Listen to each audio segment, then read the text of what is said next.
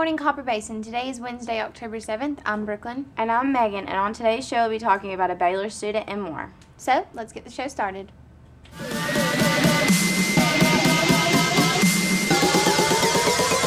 I can feel my face.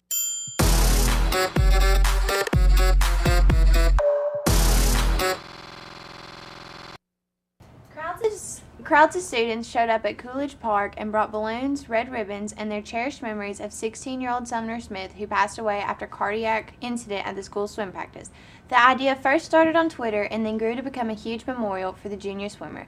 Most, if not all, of the Baylor junior class and Sumner's teammates were there. Students from other schools showed up as well. They wanted to make sure Sumner will always be remembered. It's really nice to know how our community can come together and do stuff like that. And please keep the family in your prayers. That's all we have for that, so let's go to weather.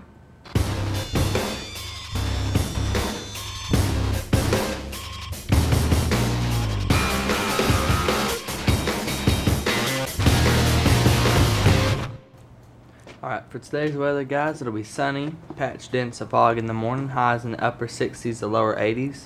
Tonight will be mostly clear, lows in the mid 50s, and Thursday will be mostly sunny, highs in the upper 60s to lower 80s. Now let's go to Brooklyn with the world news.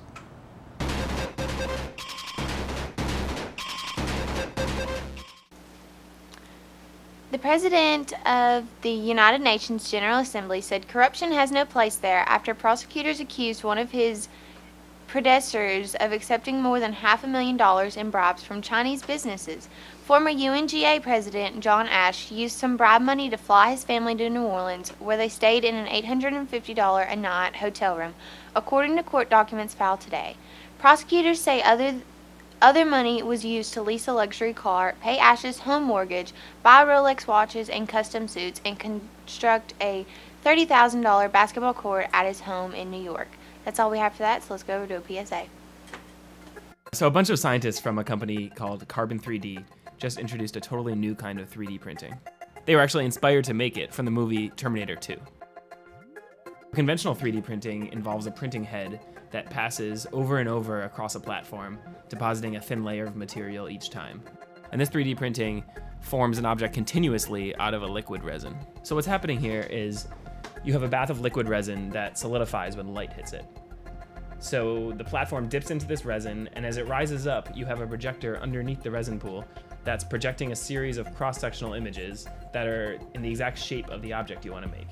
So as the platform slowly moves upwards, the projector moves through the different images, the different cross-sections, and that causes the object to form in the shape you want. Wherever there's ultraviolet light hitting it, that's where the plastic solidifies.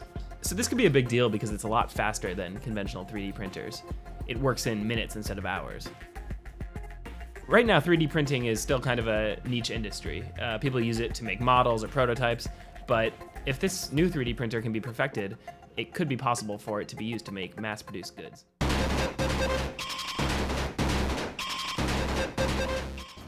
Hey guys, White House Press Secretary Josh Earnest said Tuesday that the U.S. airstrike on Afghanistan hospital where aid workers were operating was a profound tragedy, and President Obama wants a full accounting of what transpired, but clarified that the Justice Department is not involved in any investigation after earlier saying it was. Earnest initially said during Tuesday's press briefing that the Justice Department was conducting an investigation. Later in the briefing, Earnest corrected himself, saying there are only still 3 probes announced at the aftermath of the attack to be conducted. Now that's all for national news. Let's head over to sports.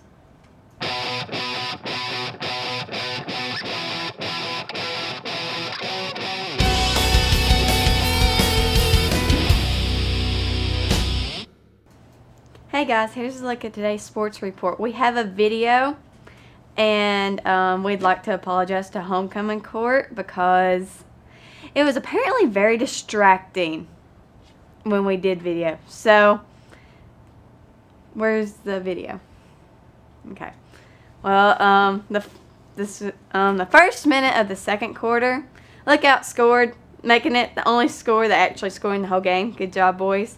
And Peyton got a 61-yard touchdown at the end of the half, making it 46. What? 42-6. But the end of the score was 61-6. Sorry, we did not all that stuff from yesterday with the no stuff, with no internet. It was, yeah.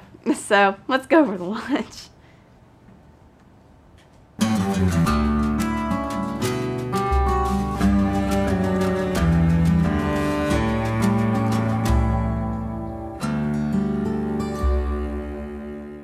Good morning, everybody. Today in line 1 for lunch is chicken taquitos, pinto beans, salsa, fresh fruit, and milk. In line 2, popcorn chicken, oven baked fries, salad, rolls, fresh fruit, and milk. And for breakfast tomorrow, in line 1, we are going to be having breakfast pizza, fruit juice, and milk. And in line 2, muffin and cereal, fruit juice, and milk. Fun fact for today is, did you know that Halloween's original name in America was All Hallows Eve? That's all for lunch. Let's go over to Local with Aiden. There's no going back.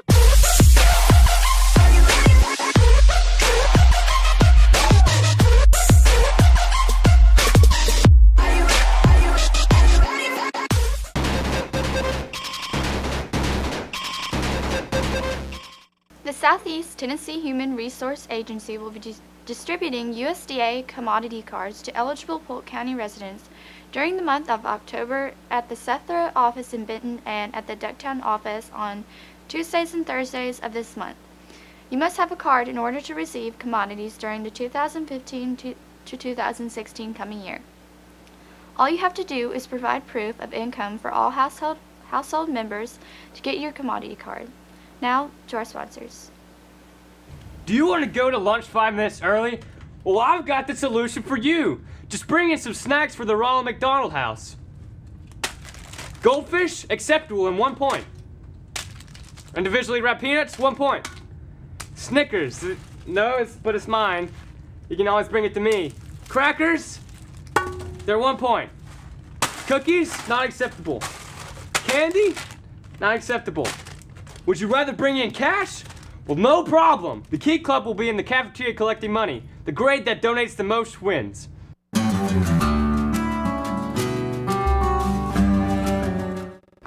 Okay, everybody. Canned foods is not acceptable on that. Please, snacks. Yes, like these. this. Individually wrapped. Yes. Yeah. This Say that. individually wrapped, because these, I think they're all in one individual. So this is only worth 1 point. These are oatmeal cookies. There's 12 in a box. You get 12 points from this. I mean, and it's $1.79. Yeah. So, and it goes to a good cause. Yes. So please, no canned foods, only snacks. We really have to stress that to you guys. Yeah. Please. Yeah. Okay. Wait, we did that yesterday. Okay. 9 weeks test will be at the end of this week. We now have an email for any teacher or coach that would like to give us information to report. Please see Mr. Tompkins for that. We also have a YouTube channel if you miss our show daily. The snack drive is the This rest week. of this week. And the donations can be dropped off in the lobby by 7:55 each morning in the appropriate box. And seniors are still leading. I did not get that score sheet this morning, but I do know the seniors are leading. The juniors are in second. We have 200 points. Awesome. And the juniors had 87, so. Yep. Well, that's all we have for today. We'll see you tomorrow. Bye. Bye.